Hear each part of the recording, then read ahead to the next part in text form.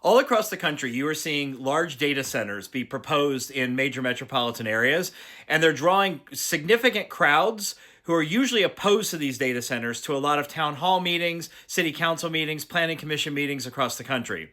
Last night, I attended the Wisconsin Policy Forum's annual meeting where there was a panel talking about these data centers. As a mayor, I want to share with you my concerns about what these data centers are going to do in terms of an impact on your local community, as well as an impact on your utility bill.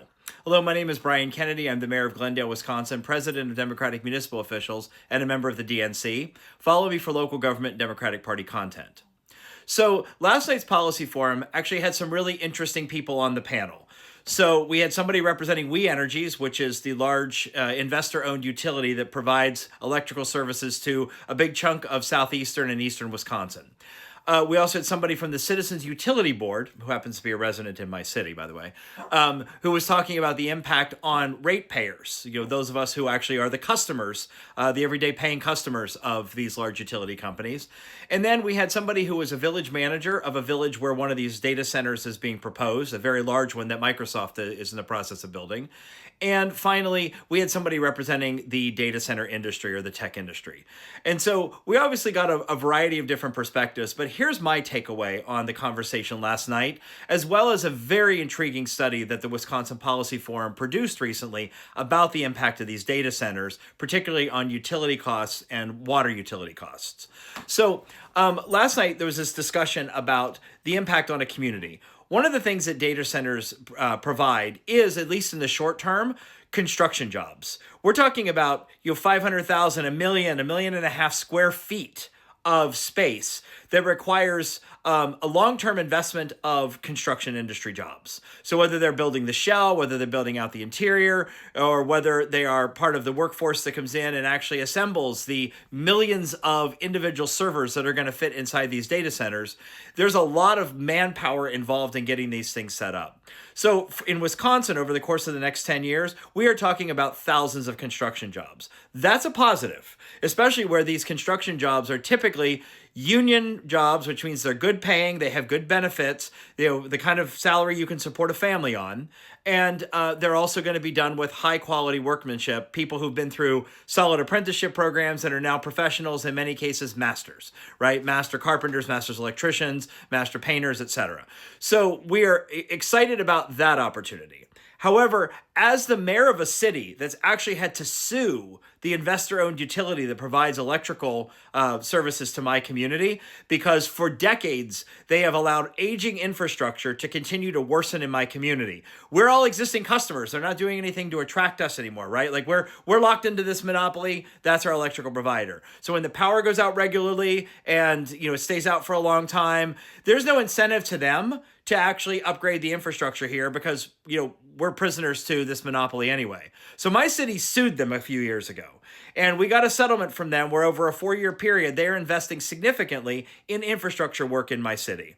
But that's what it took. It took actually us using taxpayer money to go to court and file a suit in the Public Service Commission against We Energies in order to get them to do any kind of upgrades in my city. We are now getting major trunks that are being buried underground. We're getting a significant amount of tree trimming along the lines that are above ground and other upgrades to substations. So that was important that we got there. But they are jumping right out in front at these large data centers because they see them as a huge cash cow and willing to invest a significant amount of time, effort, and money into building the infrastructure to accommodate these large data centers when they're not willing to accommodate or work on maintaining the existing infrastructure, the aging infrastructure for those of us who are already their customers. So that's one of my big concerns is, are they going to continue to invest in maintaining and upgrading the existing infrastructure, or are they going to keep building in an attempt to try and attract new customers, especially these large scale customers that are going to use as much as a gigawatt of electricity every year? So that was the first issue. The second issue, though, that really concerned me is what happens if this is another economic bubble? I'm in my 50s. I lived through the 90s .com bubble where all of a sudden there were all these commercials on television for everything you could buy from a website. And many of those websites went under by the early 2000s, or they consolidated. And so you now have, similar things being offered through other websites. But a lot of these companies that we saw in the 90s, I'll give you a perfect example. eToys. I could hum that commercial for you over and over and over again because I heard it so many times. eToys doesn't exist anymore. Right, it's been bought up, and it's part of a larger website domain now that owns that particular website name. But the company itself that was a startup in the 90s is gone. And there were dozens, actually hundreds of other .coms that burst in the late 90s and the early 2000s. And so is AI yet another one of those bubbles that we're likely going to see burst? And if that happens, here's the biggest problem for us as ratepayers, right? In Wisconsin, the Public Service Commission guarantees each of these investor-owned utilities a profit margin of between 7 and 10%. I don't know about you, but if you look at your 401k, some of your stocks go up, some of your stocks go down, right? If a company makes a bad decision or they expand too quickly or they do stupid stuff, they're going to see a loss, and that loss is going to mean that your stock goes down.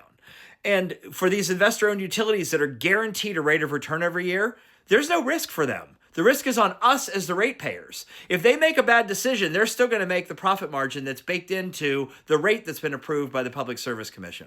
But for those of us who are ratepayers, we're the ones that are going to see our rates go up in order to be able to accommodate the losses that they should have taken, that the investors actually should have taken.